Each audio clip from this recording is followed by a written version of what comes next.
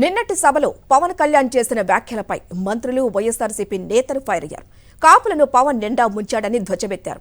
వామన అవతారం గురించి మాట్లాడుతున్న పవన్ జన సైనికులను పాతాళానికి తొక్కారని విమర్శించారు.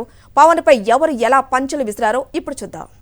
పవన్ కళ్యాణ్ గారు అర్థం చేసుకోవాల్సిన ఒక విషయం ఏంటంటే, చంద్రబాబు నాయుడికి సామాజిక వర్గం అంటే మేము చాలా సందర్భాల్లో చెప్తాం. మాకు సామాజిక వర్గం అంటే నా ఎస్సీలు, నా ఎస్టీలు, నా బీసీలు, నా మైనారిటీలు అంటాడు మా జగన్మోహన్ రెడ్డి గారు. చంద్రబాబు నాయుడు ఏమంటాడు? నా సామాజిక వర్గమే సామాజిక వర్గం అంటాడు.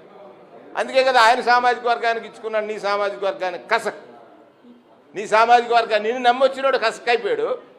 చంద్రబాబు నాయుడు ఇప్పుడు ఏదో చెప్తున్నాడు, నేను వామన అవతారం ఎత్తున వస్తాను. వామన అవతారం అని నువ్వు దొక్కేది. నేను చంద్రబాబు నాయుడు దొక్కు వదిలిపెట్టాడు. వామన అవతారం ఎత్తి కింద కళ దొక్కిపరిచాడు, నిన్ను నొక్కాడు.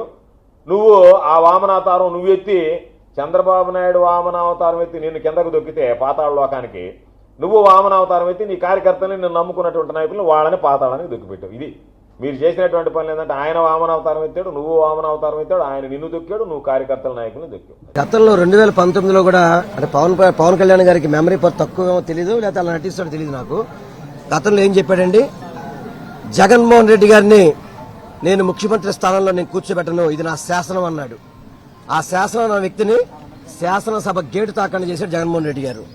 మళ్ళీ ఈ రోజు పిచ్చికోతులు ఇంకా చెప్పారు మన నాని గారు, ఏదో సినిమాలో డైలాగులు రాసుకొచ్చేసి స్క్రిప్టులు రాసుకుని మాట్లాడినంత మాత్రాన ప్రజలు నమ్మరు.